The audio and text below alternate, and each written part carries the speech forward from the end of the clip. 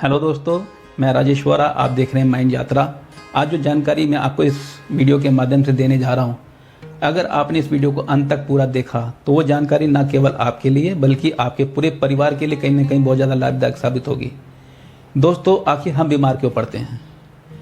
इसको समझने के लिए हमें अपने शरीर की कार्यप्रणाली को समझना ज़्यादा ज़रूरी है। जब हमारे इम्यून सिस्टम के ऊपर दबाव बढ़ता है तो हम बीमार पड़ते हैं।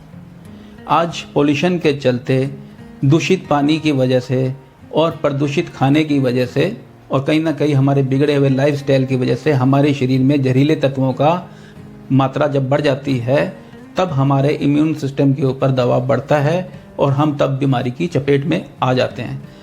दरअसल हमारा शरीर जब भोजन को ऊर्जा में बदल रहा होता है तब उस प्रक्रिया के अंदर बहुत से फ्री रेडिकल्स उत्पन्न होते हैं और उसके साथ साथ हमारे आसपास के वातावरण में भी बहुत से फ्री रेडिकल्स होते हैं जो हमारी सांस लेने की प्रक्रिया के द्वारा हमारे शरीर में प्रवेश कर जाते हैं और उसके बाद वो फ्री रेडिकल्स हमारी जो स्वस्थ कोशिकाएं होती हैं, जो हेल्दी सेल्स होते हैं, उनके ऊपर वो हमला करते हैं। हमारा इम्यून सिस्टम उससे लड़ने की पूरी कोशिश करता है, लेकिन जब जहरीले तत्वों की मात्रा जब ज़्यादा बढ़ जाती है तो हमारा इम्यून सिस्टम कमज़ोर पड़ता है और हम बीमार पड़ते हैं। क्योंकि हमारे गलत खान पान की आदतें, हमारे बिगड़े हुए लाइफस्टाइल की वजह से हम खाने को अच्छे से नहीं पचा पाते हैं और कहीं ना कहीं वही अधपचा जो खाना होता है वो हमारी छोटी आंत पे जाके टॉक्सिन्स के रूप में चिपक जाता है, जिसकी वजह से हम बीमारियों की चपेट में आते हैं।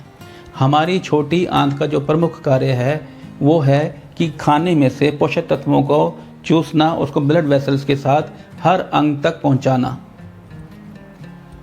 दोस्तों, हमारे शरीर का प्रत्येक अंग इसी छोटी आंत से जुड़ा हुआ होता है, लेकिन जब विषैले तत्वों की मात्रा हमारे शरीर में बढ़ जाती है तो उसमें से जो फ्री रेडिकल्स होते हैं वो हमारी रक्त कोशिकाओं के साथ घुल मिल करके रक्त वाहिकाओं में जाके चिपक जाते हैं और वहाँ पे प्लाक के रूप में निरंतर वृद्धि करते हैं, जिसकी वजह से जो रक्त की सप्लाई होती है, रक्त का प्रवाह जो सा होता है वो अवरुद्ध होता है और जिस अंग को पूरी तरह से ब्लड नहीं पहुंचेगा, उसके थ्रू जो ब्लड के थ्रू जो सा पोषक तत्व नहीं पहुंचते हैं तो उस अंग की बीमारी उत्पन्न होनी शुरू हो जाती है।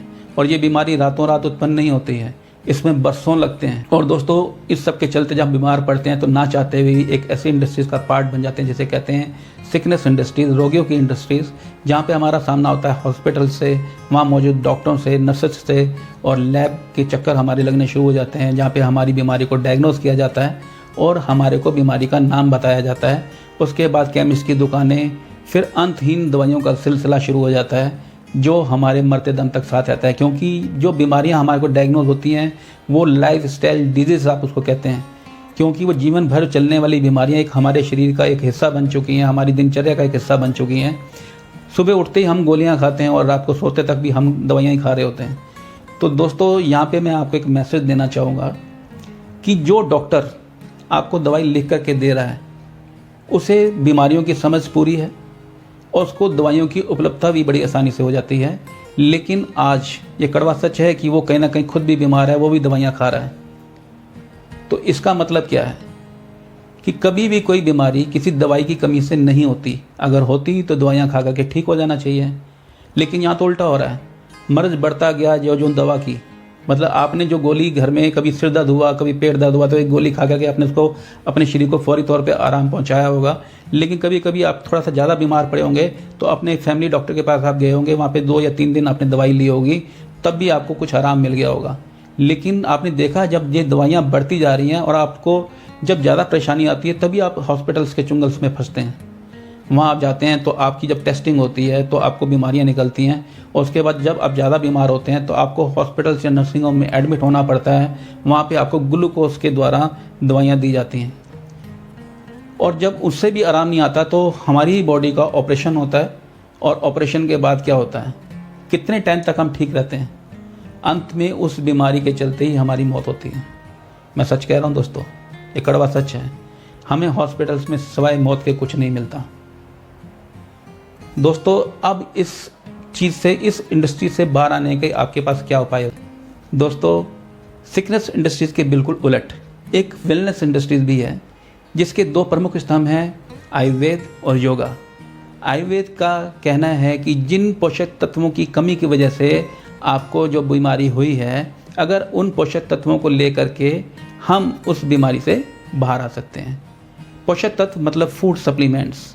फूड सप्लीमेंट्स क्या काम करते हैं कि जो शरीर में आपके जो पोषक तत्व जो हमारे को खाने में नहीं मिल पा रहे हैं, आप उन फूड सप्लीमेंट्स को लेकर के उनकी कमी को पूरा कर सकते हैं और शरीर को बीमारियों से बचा सकते हैं। बचा ही नहीं सकते, अगर आप बीमार हैं तो बीमारी से बाहर भी आ सकते हैं। दूसरा स्तंभ है योगा। दोस्तों, सेहतमंद जीवन के लिए ये बहुत ज़रूरी माना जाता है।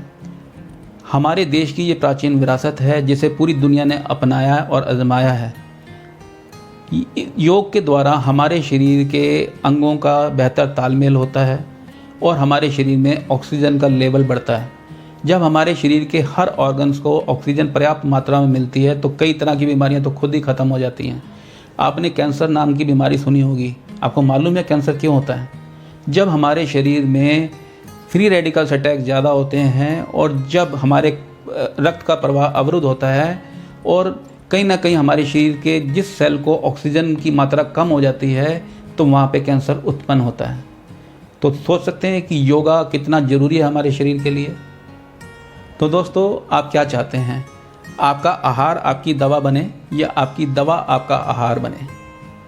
दोस्तों, उम्मीद करता हूँ ये वीडियो आपको पसंद आई होगी। अगर पसंद आई है तो प्लीज़ इसे लाइक कीजिए, शेयर कीजिए और चैनल को सब्सक्राइब कीजिए ताकि मैं इस चैनल के माध्यम से आपको इसी तरह की बहुत उपयोगी जानकारियाँ बहुत सरल तरीके से मैं दे सकूँ। आज की वीडियो को जानने के बाद आपको बीमारियों की जो मुख्य वजह वो तो समझ में आ ही गई होगी। आगे से मैं आपको प्रत्येक बीमारी के बारे में बहुत सरल तरीके से बताऊंगा ताकि आप उस बीमारी से ना केवल बच सकें, अगर कहीं ना कहीं आप बीमार उसकी चपेट में हो चुके हैं तो आप उस बीमारी से बाहर भी आ सकें। धन्यवाद, शुक्रिया।